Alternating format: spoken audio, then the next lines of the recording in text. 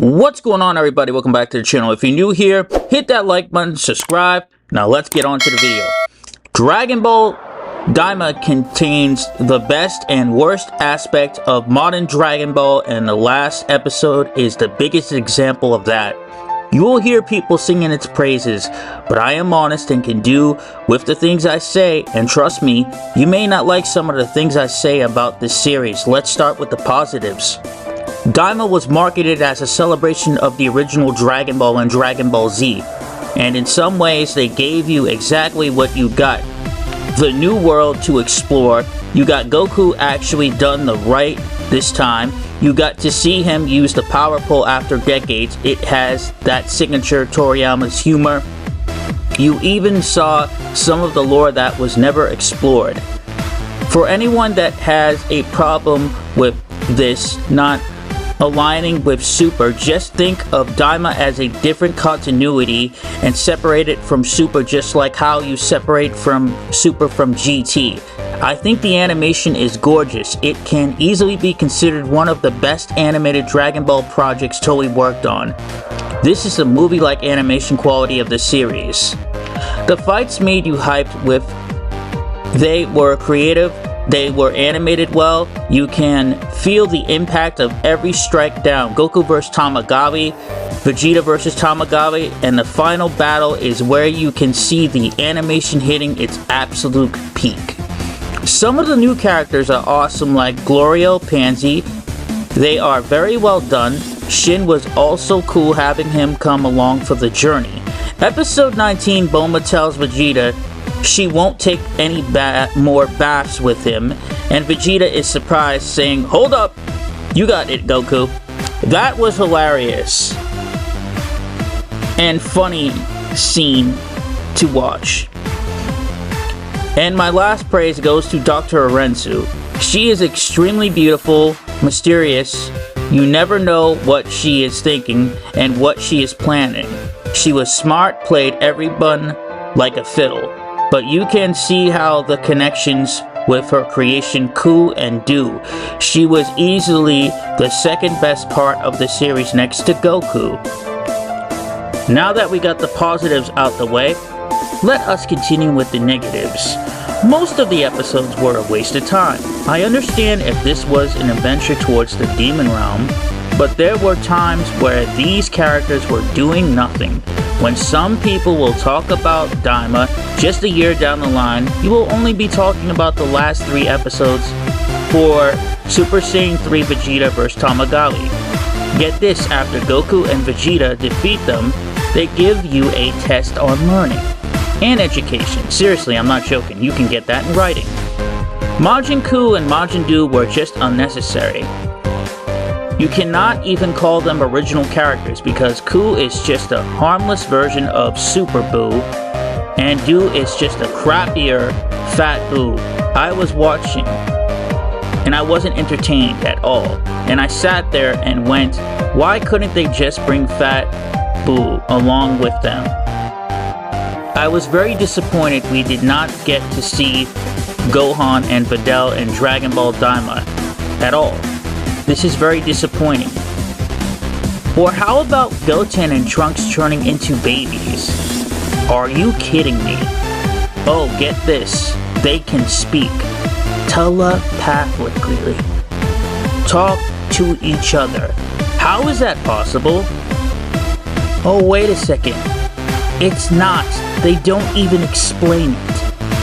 You find out that later on Glorio was working with Arenzu. It would have been so much better for him to gain the third eye and become the final boss for Goku to overcome.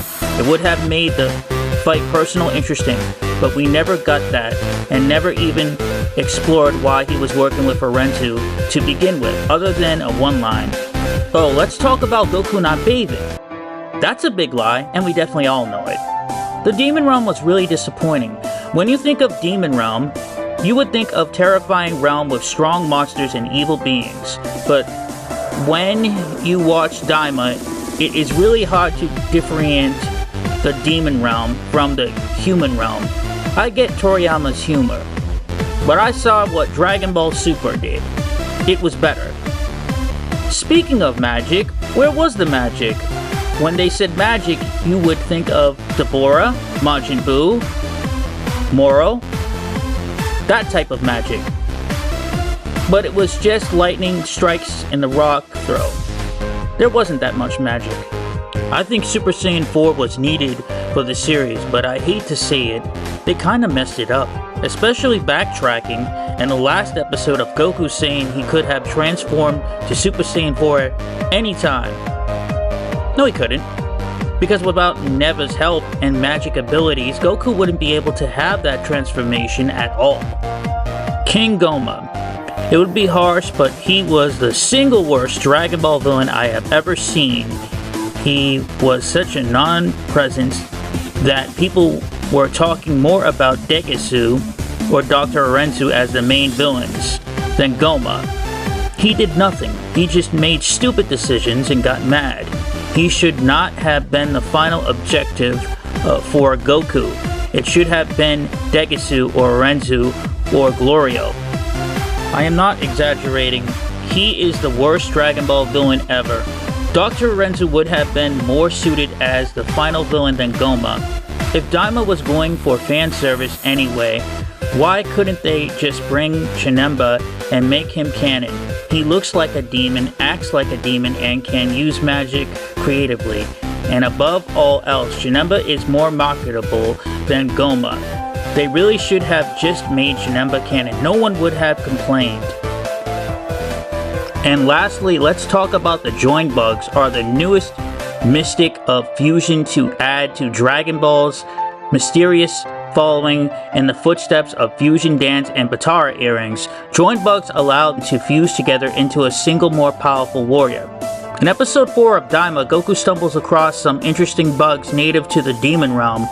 Goku learns from a kind shopkeeper about them. You would think they would use them. You thought so, right? Because so did I. And especially when Goku is like in Super Saiyan 4 form and everything, fighting King Goma, right? With that stupid third eye. You would think that, you know, he would fuse with either Vegeta or Glorio.